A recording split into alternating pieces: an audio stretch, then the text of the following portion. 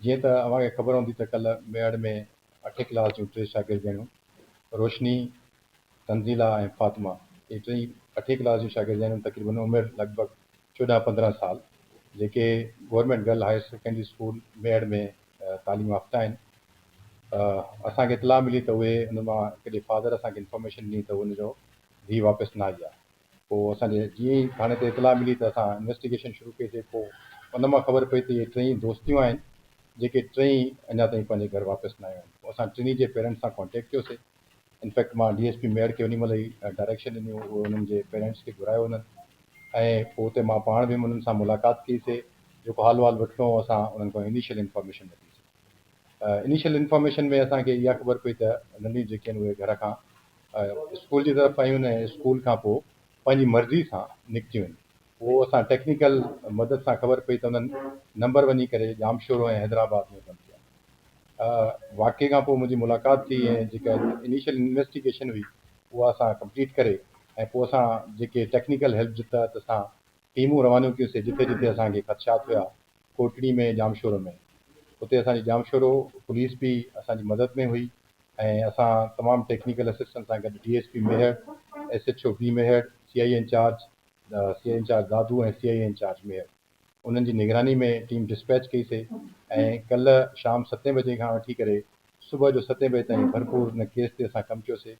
अल्हम्दुलिल्लाह असांखे कामयाबी मिली ऐं 3 छोकिरियूं बाहिफ़ाज़त असां बाज़ियाब करायूंसीं। अॻिते कुझु ॿुधाईंदो हलां त जेका असांखे डायरेक्शन मिले पई उहा असांखे कुझु कोटड़ी में शवाइद हुया त छोकिरियुनि जो उते दस पतो आहे। उते बि असां रेड्स वग़ैरह कंडक्ट कयासीं, पर राति जो पोएं पहर में तक़रीबन राति जा 4:30-4:45 थी रहिया हुया, मूंखे लोकल इंफॉर्मेशन, ग्राउंड इंफॉर्मेशन आई जंहिंमें असांखे मालूमात थी त छोकिरियुनि जो पतो जेको आहे उहो मीरपुर ख़ासि शहर में आहे। पोइ मां जेके कोटड़ी में टीमूं हुयूं असां उन्हनि खे डिस्पैच कयोसीं, उहे मीरपुर ख़ासि पहुतियूं। उते पहुतियूं, ख़बर पई त छोकिरियूं उहे उतां निकिरी वियूं आहिनि ऐं कंहिं बस में सवार थी करे ॿिए शहर जी तरफ़ वञी रहियूं आहिनि।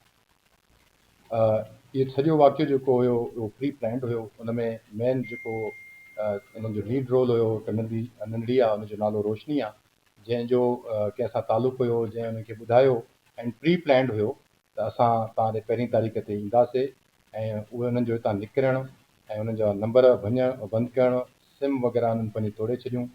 अॻिते हली करे उन्हनि रक्शे वारनि सां राब्तो करायो उन छोकिरे सां ऐं उन सां राब्तो थियो उन्हनि जो। पोइ उहे छोकिरियूं मीरपुर ख़ासि पहुतियूं। उहे उते मीरपुर ख़ासि में हुयूं, असांखे इतला मिली।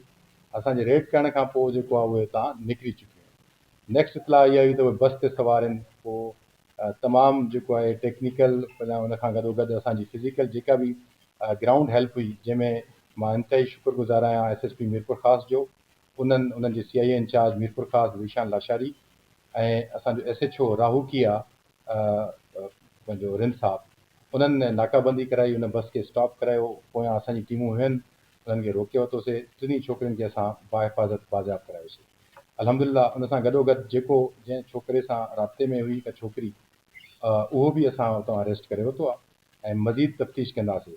अव्हांखे ख़बर हूंदी त जीअं वको थियो त असां रातो राति ई असां टिनी जी अलहदा FIR दर्ज कराए छॾीसीं टिनी जे पेरेंट्स सां। हाणे नेक्स्ट स्टेप असांजी इन्वेस्टिगेशन आहे ऐं उन खां पोइ असां जेको कोर्ट में छोकिरियूं पेश कंदासीं ऐं कोर्ट सॻोरी जे जेको आहे हुन ते डिसीशन ते उहो छोकिरियुनि जे लाइ जेको बि डिस्पोज़ल कंदा।